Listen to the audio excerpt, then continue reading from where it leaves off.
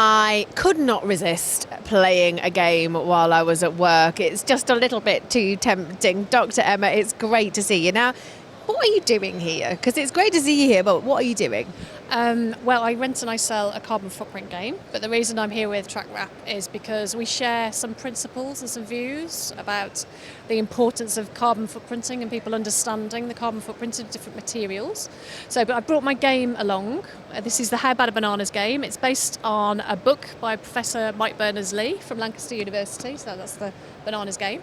So do you want to play? I would love to play. Okay, where do we start? Where do we start? Right, we're going to compare a litre bottle of water against a Daily Mail newspaper. So I've got to guess which one has got a higher carbon footprint. Right, okay, so What is the carbon footprint to start with? what is a carbon footprint? Well, the process that goes into making either a newspaper or a bottle of water, what the equivalent of each of those processes are on the carbon footprint of you as an individual for buying that product. Yeah. Essentially. It's going to be all the greenhouse gases that are created as a consequence of making those things. So we're talking about carbon dioxide, but we're also talking about other things like methane, nitrous oxides. I won't go to all the technical stuff, but that's what we consider when we look at the carbon footprint of anything. Okay? Right, okay, so if I'm looking at that and processing it, I would say in my head now that plastic is got a higher carbon footprint than paper.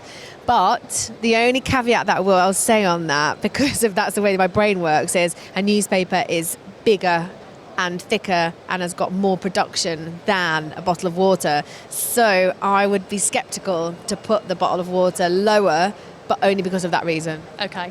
So the way I normally do this is I say to people, so where do we start? So where's the carbon footprint in these two items? And so with the paper, where do we start? At source. So we've chopped a tree down, yeah? And then there's going to be all sorts of different processes going on behind that. Because the tree goes down, you've got to chop the wood up, then you've got to transport it, then you've got to fly it, or put it on a sailboat, or make it come, and then it's got to get all the way through the system to the newspaper. Yes, so there's a lot of processing going on in there. So what about the plastic? What is plastic made from? Are you being tested today? I feel quite embarrassed about this. Plastic? I don't know. It's made of oil, so it's a fossil fuel already. Okay, so we've dug it out of the ground essentially. It's a byproduct of the production of fuels, is plastic. And so we'll have moulded that bottle, then we filled it with water and done all the same things you said about the paper, so we transported it here as well. But then you've also got the digging of not the digging, but the extraction of the oil. And also the oil fields are out in the ocean, so they're far away, so you've got, interesting. So is this making it harder for you then? Yes. No, I don't know which to choose.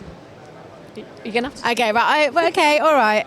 I don't know. I think oil, trees, but then they're further away. No, I'm going to stick. Yeah, I'm going to stick. Okay, we're going to flip and tell you the answer, put you out of your misery. The answer is actually the newspaper. Okay? Yes!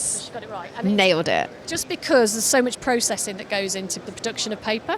And so the reason that I'm on TrakRap's stall is because there's been this whole shift since the whole anti-plastics movement, get rid of all plastics, that plastic is some major, major evil thing. And actually, plastic is a very useful material as long as we contain it and control it and do the right thing with it at the end of its life. So this is the perfect example. We're using less of it to start off with. We're also not having the carbon footprint of the heat in the machine. And then we're taking that same material and we're completely turning it back into more packaging. So it's perfect.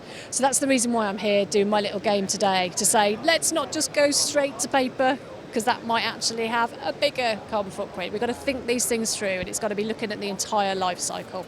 Well, thank you very much. I love it. I feel like I've been massively educated. Thank you very much, Dr. Emma.